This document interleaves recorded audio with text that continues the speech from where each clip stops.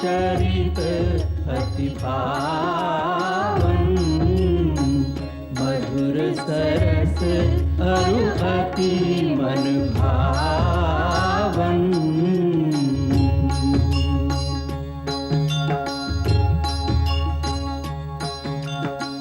पुनि पुनि कितने हो सुने सुनाए, ये की प्यास बुझत न बुझाए।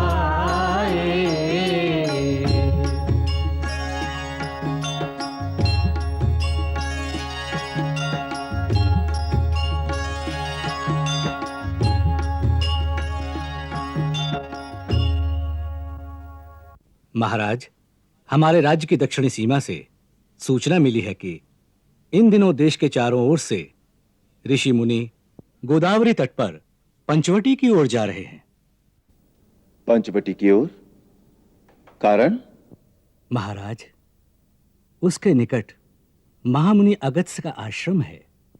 सुना गया है कि महामुनि अगस्त्य ने गत 12 वर्ष से जलशैया का कठोर व्रत धारण कर रखा है। वो गत 12 वर्ष से जल में ही वास कर रहे हैं। अब उस व्रत की दीक्षा समाप्त करके वो जल से बाहर निकलने वाले हैं। इसीलिए ऋषि मुनि उनके दर्शनों के लिए इकट्ठे हो रहे हैं। महाराज, आपको इस घटना की सूचना देना मैंने अपना कर्तव्य समझा। बहुत सुखद सूचना है। यह सुनकर हमारे मन में एक विचार आया है। ऐसे अवसर पर हमें भी उनके दर्शन करने चाहिए। इस समय हमारे मन में महर्षि अगस्त्य के दर्शनों के लिए पंचवटी जाने का जो संकल्प उत्पन्न हुआ है, उसके लिए हमारे मंत्रीगण हमें अपना परामर्श दें। पूज्य गुरुदेव इस समय अयोध्या में नहीं हैं, अतः उनकी अनुपस्थिति में महर्षि जाबाली ही हमारे लिए गुरुपद पर आसीन हैं। आप कृपा करके हमारा मार्गदर्शन करें कि इस समय हमारे लिए क्या उचित है। राजन, आपका संकल्प अति उत्तम है। पूज्यपाद महामुनि अगस्त्य ने इतने महान और कठिन व्रत का सफल अनुष्ठान किया है।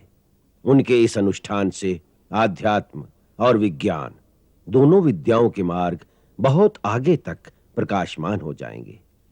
राजा को चाहिए ऐसी महान विभूति और ऐसे महान कार्य के सम्मान के लिए स्वयं महामुनि के स्थान पर जाकर उनकी वंदना करें। साधु साधु साधु साधु। आपके मार्गदर्शन से हम अनुग्रहित हुए। हम आज ही पंचवटी की ओर प्रस्थान करेंगे। लक्ष्मण। आज्ञा महाराज। हमने पुष्पक विमान से कहा था कि आवश्यकता पड़ने पर हम उसे मंगवा लेंगे, सो उसे मंगवा लो। जो आज्ञा।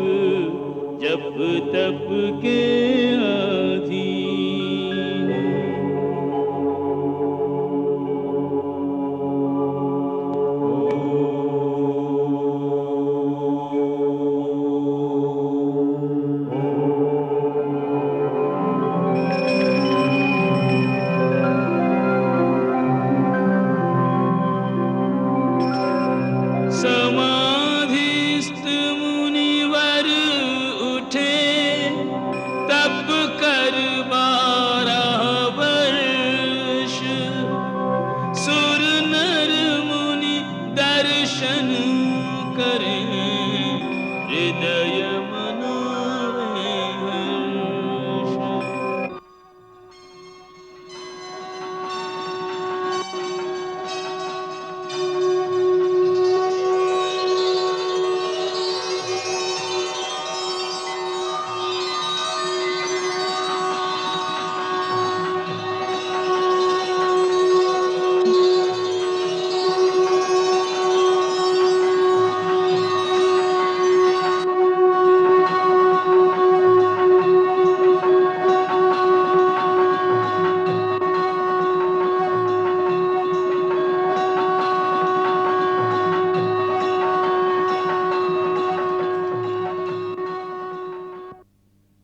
आपने 12 वर्ष तक जलशय्या का जो कठोर व्रत धारण किया था, आज उस जल शयन व्रत की दीक्षा समाप्त करके आप परम पुण्य के भागी हुए हैं।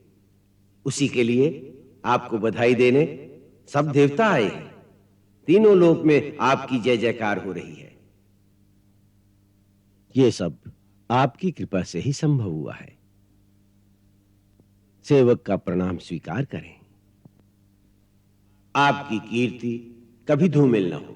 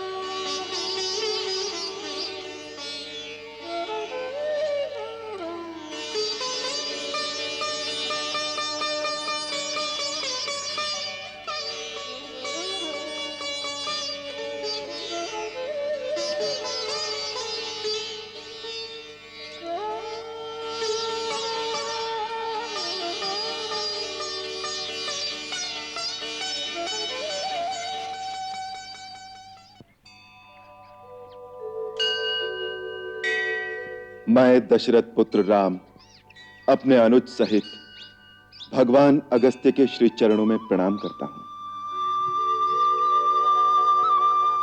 कल्याण हो। अगस्त्य के आश्रम में आपका स्वागत है राजन। हमारा आतिथ्य स्वीकार कीजिए।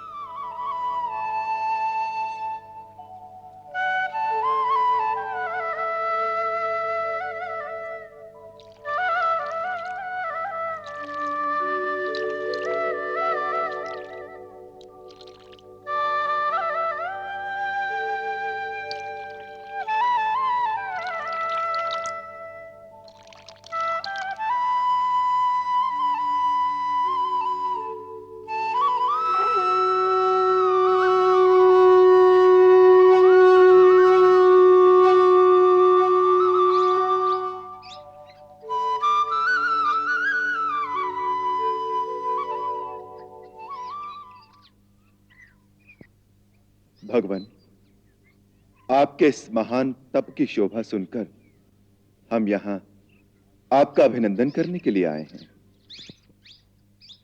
नरश्रेष्ठ, आप यहां पधारे, ये मेरे लिए बड़े सौभाग्य की बात है। आप साक्षात श्रीमान नारायण हैं। आप ही सनातन पुरुष हैं। फिर भी आप मेरा मान बढ़ाने मेरी कुटिया में पधारे, ये मेरा परम सौभाग्य है। आप मेरे परम आदरणीय अतिथि हैं।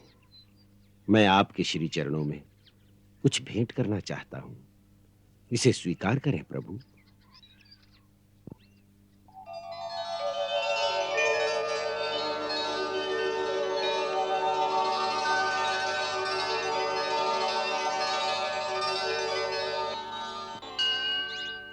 सौम्य, ये स्वयं विश्वकर्मा के हाथ का बनाया हुआ आभूषण है, जो अपने दिव्य रूप और तेज से प्रकाशित हो रहा है। इस धरती पर इसे धारण करने में केवल आप ही समर्थ हैं। आप इसे विधिपूर्वक ग्रहण करें। भगवान, क्षत्रिय के लिए दान लेना निंदनीय है। मैं ये भेंट कैसे स्वीकार कर सकता हूं? राम, राजा में इंद्र का अंश होता है। इस कारण आप इंद्र रूप में मुझे अपना भक्त समझकर यह आभूषण स्वीकार करें। इससे मेरा उद्धार होगा।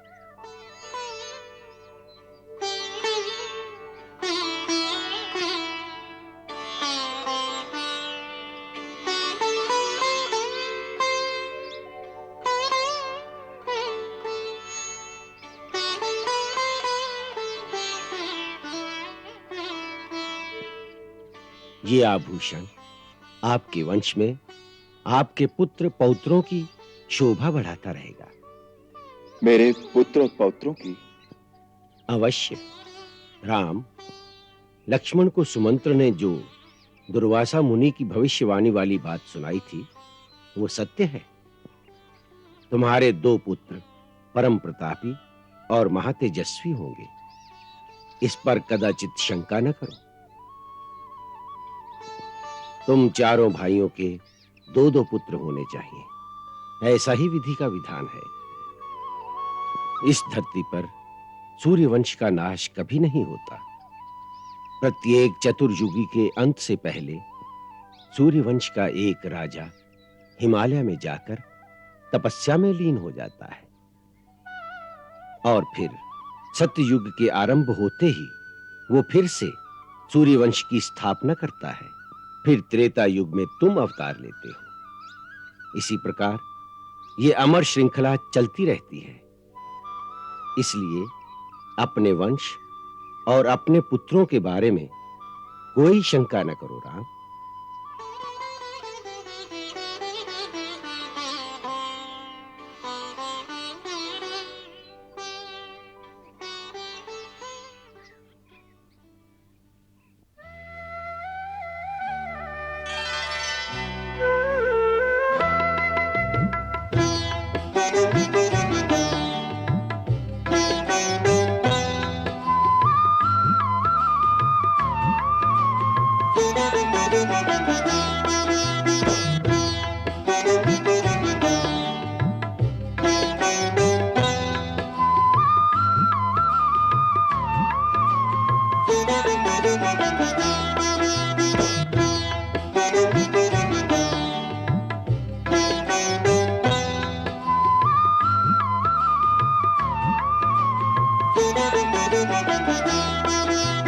महलों के अधिकारी वन में पलते हैं। महलों के अधिकारी वन में पलते हैं।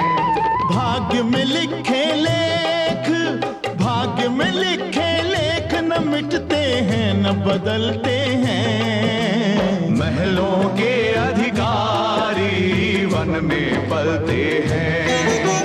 महलों के अधिकारी वन में पलते हैं।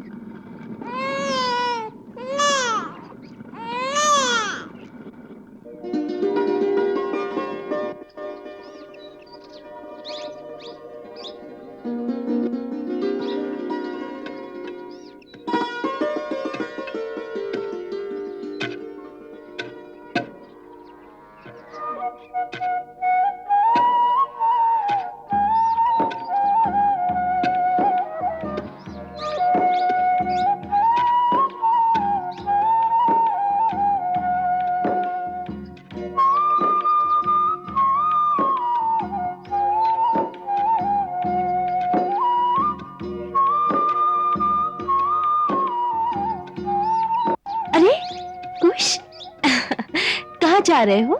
छोटे भैया को भी साथ ले जाओ।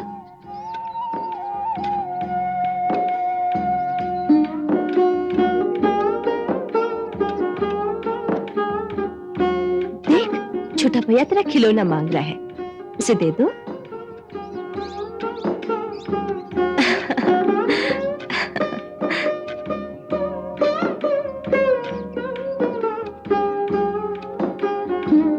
आओ, दोनों मेरे पास आ जाओ।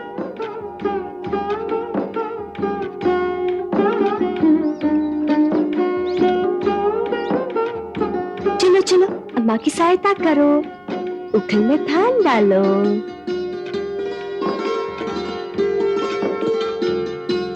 हाँ, ऐसे, इस प्रकार उखल में धान कूटेंगे, फिर चावल निकलेंगे, खीर बनाएंगे। लवकुश तो लोग खीर खाएंगे ना? हाँ। अरे अरे, इतना नहीं, फिर माँ कैसे कूटेगी? हाँ, बस थोड़ा थोड़ा। हाँ, छोटे छोटे हाथ है ना तुम्हारे, फिर तुम कैसे करोगे? हाँ, बस अब बहुत हो गया, चलो अब तुम लोग जाओ। अरे, कहा ना मैंने, अब जाओ बेटा, जाओ, हाथी के साथ जाकर खेलो। अरे, वो देखो तुम्हारे मित्र तुम्हें बुला रहा है, जाओ। अरे कुश, तू भी कच्चे चावल खाएगा तो फिर लव क्या करेगा? तू तो सियाना बेटा है ना, ऐसा नहीं कर। अब जाओ बेटा, जाओ, हाथी के साथ जाकर खेलो।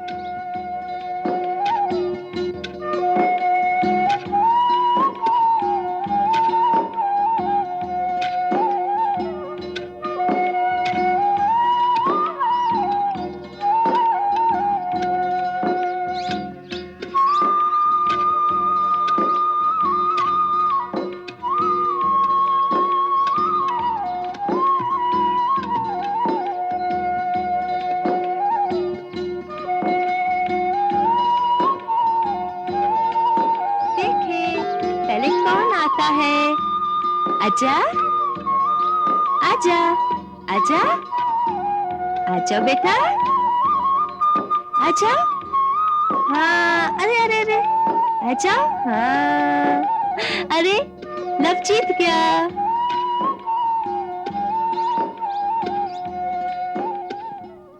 ओहो, मेरा कुछ गिर गया। आजा, आजा बेटा, रोते नहीं। लव, जाकर भैया को उठाओ, देखो वो रो रहा है।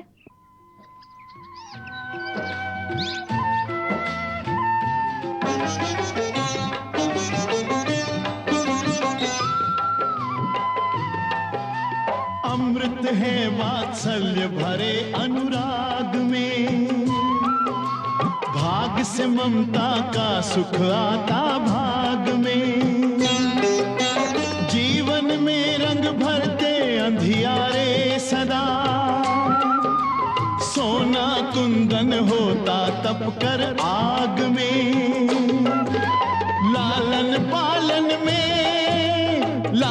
पालन में सिया के दिन रात निकलते हैं। महलों के अधिकारी वन में पलते हैं।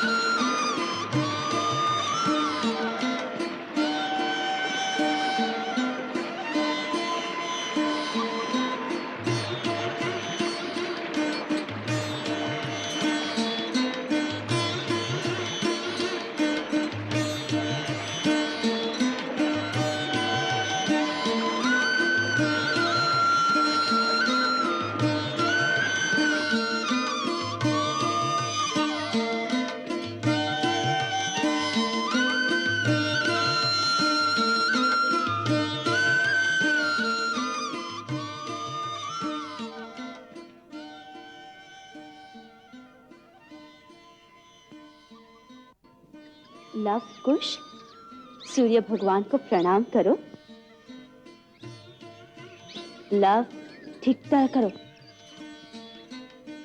भगवान को प्रणाम करो। देखो ऐसे करो। चलो।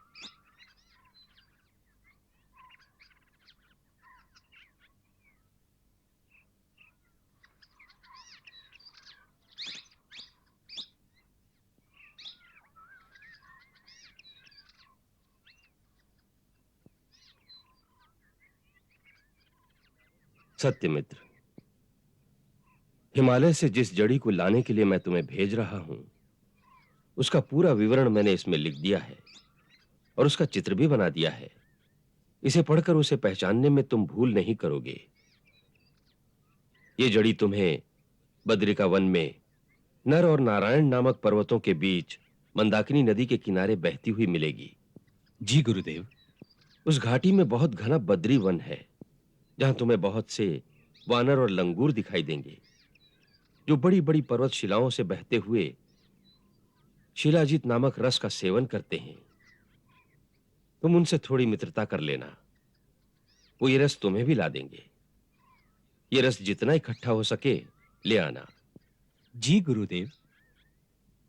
मुझे शीतकाल में लवकुश के लिए विशेष औषधि तैयार करनी है, जिससे उनके शारीरिक और मानसिक विकास में विशेष उन्नति हो। इसलिए शीघ्र लौटने का प्रयास करना। जाओ, यात्रा का प्रबंध करो। जो आज्ञा गुरुदेव।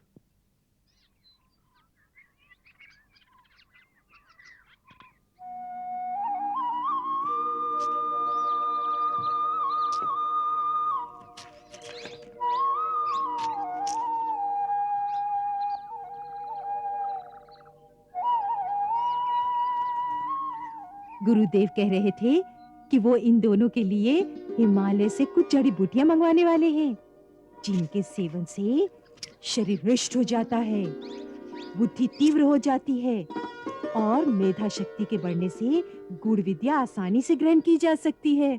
उनके शिष्य हैं, उनको इनकी चिंता तो होनी ही चाहिए। पुत्री, ये दोनों तो दिव्य बालक हैं, इनकी चिंता कैसी? गुरुदेव को अपने उत्तरदायित्व का ध्यान है।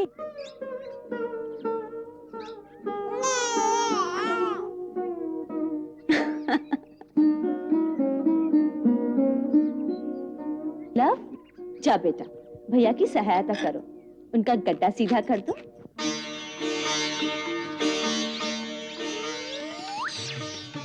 ये नटखट तो देखता ही रहेगा, कभी सहायता नहीं करेगा। अवश्य करेगा, वो मेरा कहना मानता है।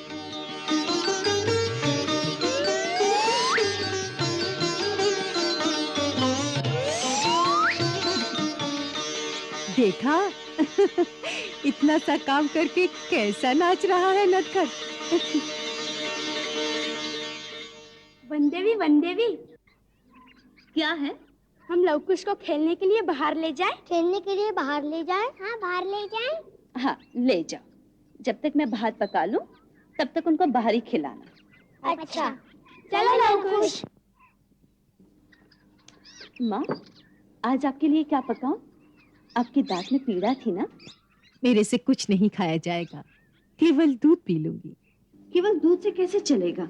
मैं आपके लिए पतली सी खिचड़ी बना देती हूँ। पुत्री, तू मेरा कितना ध्यान रखती है। माँ का ध्यान पुत्री नहीं रखेगी तो और कौन रखेगा?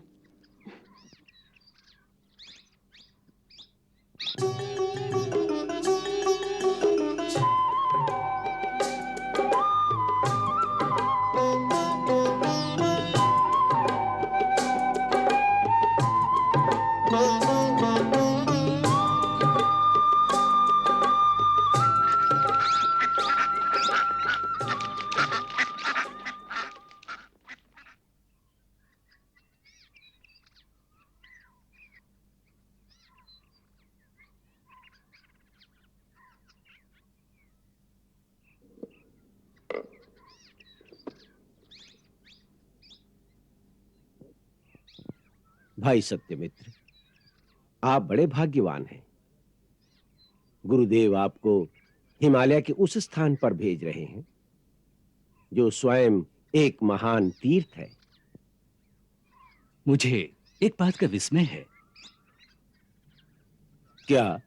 मैं कितने वर्षों से अथर्ववेद का पाठ कर रहा हूं, मैंने अभी तक इस जड़ी का वर्णन वहां नहीं पढ़ा, परंतु गुरुदेव को ऐसी ऐसी जड़ी बूटियों का ज्ञान कहां से हो जाता है? उन्होंने ऐसा विवरण लिखा है जैसे उन्होंने वो जड़ी स्वयं देखी हो। अवश्य देखी होंगी। हमारी भांति उन्हें पुस्तकें पढ़ने की आवश्यकता नहीं। उनके पास तो दिव्य दृष्टि है। जिस ओर देखेंगे उसी ओर सारी प्रकृति अपने सारे भेद उनके सामने खोल देती होगी। जड़ी बूटियों के लिए उन्हें पढ़ना नहीं पड़ता। जड़ी बूटियां तो स्वयं उनसे कहती होंगी कि भगवान, हमारा ये गुण है। आप सत्य कहते हैं, ऐसा ही लगता है, परंतु उनके सहजपन को देखकर उनकी महानता का अनुमान नहीं हो सकता। अभी वो देखिए ना, छोटे छोटे बालकों को लेकर कभी पुल पर चढ़ रहे हैं, कभी पुल से उतर रहे हैं।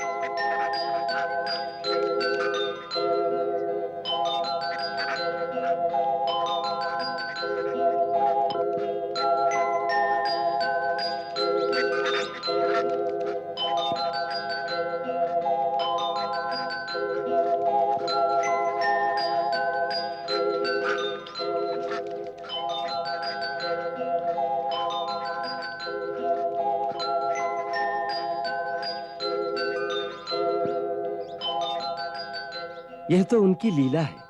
वो तो स्वयं भगवान का अवतार है। आप सत्य कहते हैं।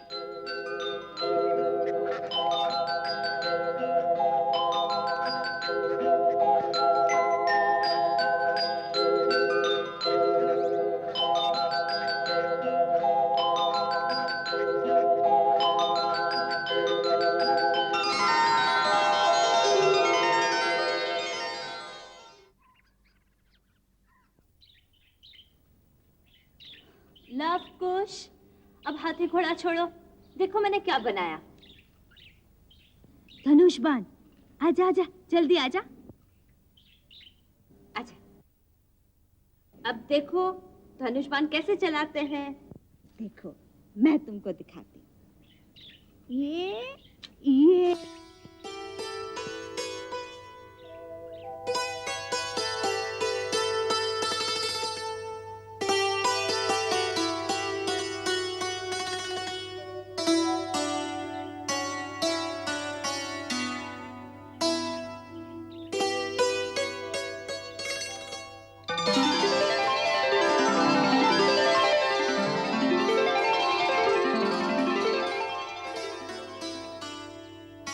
कुश, धनुष सीधा पकड़ो।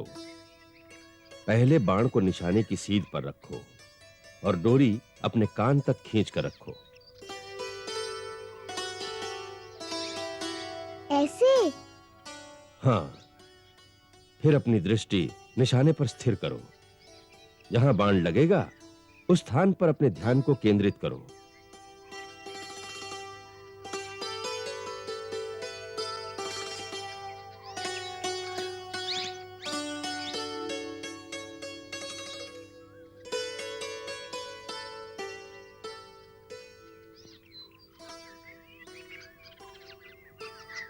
लव, तुम्हें क्या दिखाई दे रहा है?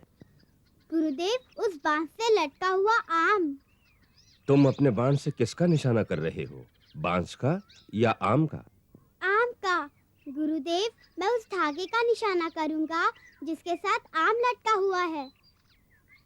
उसे काटने से आम नीचे गिरेगा। अति सुंदर। तुम सचमुच धनुर्धारी हो। अगर धागा काटना है तो तुम्हें ना बांस दिखना चाहिए, ना आम दिखाई देना चाहिए।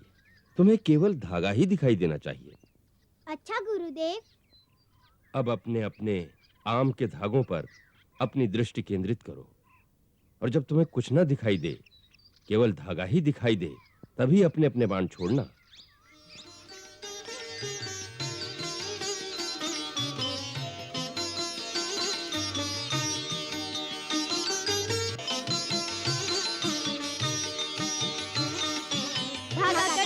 धागा कट गया, आम गिर गया, आम गिर गया, आम गिर गया, आम गिर गया। अति सुंदर, अति सुंदर। अब इसका निरंतर अभ्यास करने की आवश्यकता है। अभ्यास करने से गति आएगी। यदि निशाना साधने में हर बार इतना ही समय लगेगा तो युद्ध में कैसे काम चलेगा? इसके लिए निरंतर और कठिन अभ्यास की आवश्यकता है। तभी एक के पीछे एक बाण छोड़ने की गति तीव्र होगी। गुरुदेव, कितनी तीव्र गति होनी चाहिए गुरुदेव? तुम्हारी अवस्था में यदि वायु जितनी तीव्र गति हो जाए तो अच्छा है। वायु जितनी? हाँ। वायु से भी अधिक तीव्र गति किसी की होती है? होती है। ध्वनि की, प्रकाश की, मन की। मन से भी अधिक तीव्र गति किसकी होती है? वो सब समय आने पर मैं तुम्हें समझा दूंगा। परंतु अभी वायु जितनी तीव्र गति तो प्राप्त कर लो। हाँ, वायु जितनी तीव्र गति। हाँ माताजी, इतना अभ्यास होने के पश्चात तो गुरुजी और भी तीव्र गति बताएंगे। और भी तीव्र? हाँ, गुरुदेव कहते हैं ध्वनि की गति वायु से भी तीव्र होती है, फिर प्रकाश की गति तो उससे भी तीव्र होती है। उससे भी तीव्र होती है मन की गति, उससे भी तीव्र होती है। मन से तीव्र गति तो किसी की होती ही नहीं, गुरुजी ने बताया ही नहीं। माताजी, मन से तीव्र गति तो किसी की नहीं होती ना? होती है। किसकी? भगवान की। हाँ, भगवान की। देखा, भगवान की गति तो सबसे तीव्र होगी ना? हाँ। आप भगवान को जानती हैं क्या? आपको कैसे पता है? मुझे तो गुरुदेव ने बताया। हाँ, गुरुदेव ने बताया होगा। वो भगवान को जानते हैं।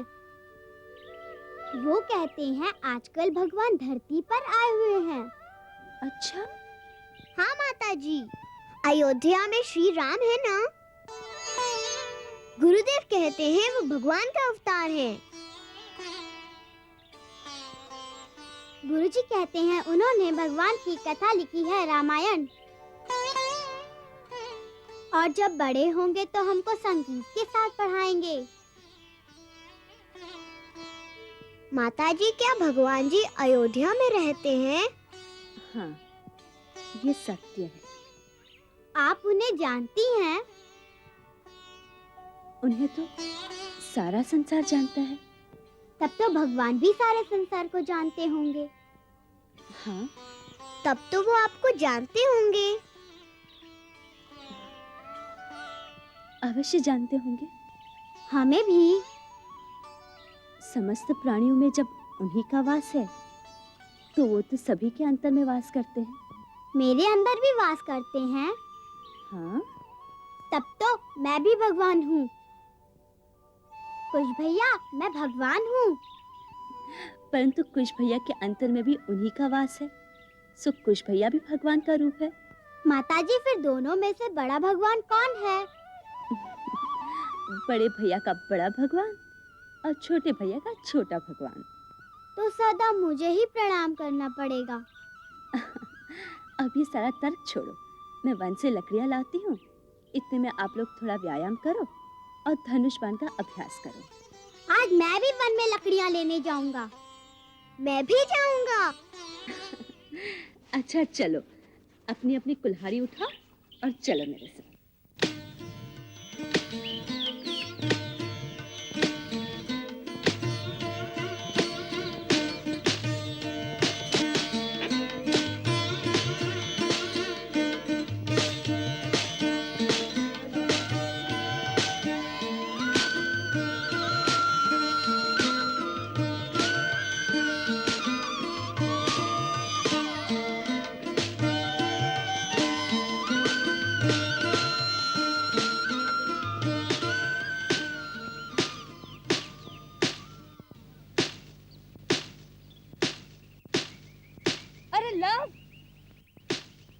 ये क्या कर रहे हो?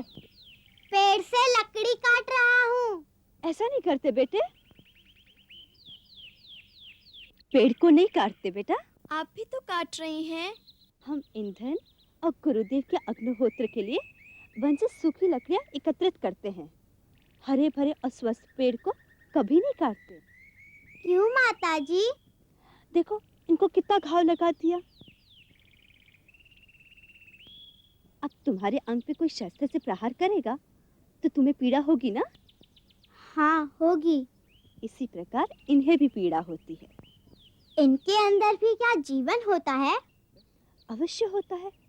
अब ये देखो, हमारे शरीर पे घाव लगने से रक्त निकलता है, इसी प्रकार इनके शरीर में से रस निकलता है। अब इन्हें तुमने अकारण ही घाव लगा दिया है। अब इनसे क्षमा मांगो। इन्हें कहो, वृक्ष भैया हमसे अनजाने में ही भूल हो गई है, हमें क्षमा कर दो। वृक्ष को भैया कहूँ? हाँ, हम सब धरती माता की संतान हैं। इसी प्रकार वृक्ष भी धरती की संतान है, इसलिए वृक्ष को बड़ा भैया समझना चाहिए। हाँ हाँ। वृक्ष एक जड़ जीव है जो चल नहीं सकता, परंतु धूप में सब जीवों को छाया देता है। जब इन पर फल लगते हैं तो वह स्वयं नहीं खाता, दूसरे को खाने को देता है। हाँ हाँ। फिर ये वायु को शुद्ध करता है, पक्षियों और सर्प आदि को रहने का स्थान देता है। वो मनुष्य और दूसरे कई ऐसे जीवों का मित्र है, इसलिए वृक्ष को नमस्कार करना चाहिए। वृक्ष जी नमस्कार। क्षमा तो मांगी नहीं, वो नमस्कार नहीं स्वीकार करेंगे। वृक्ष भैया मुझसे भूल हो गई, मुझे क्षमा कर दो। माताजी देखो देखो, हाथ हिला हिला के कुछ कह रहा है। वो तुम्हें आशीर्वाद दे रहा है।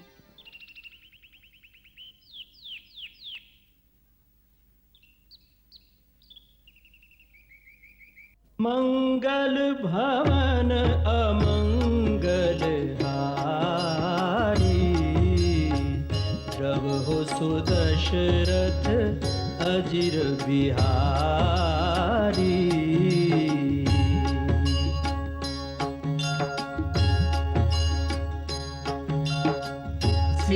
सीताराम चरित अति पावन, मधुर सरस अरु अति मन भावन।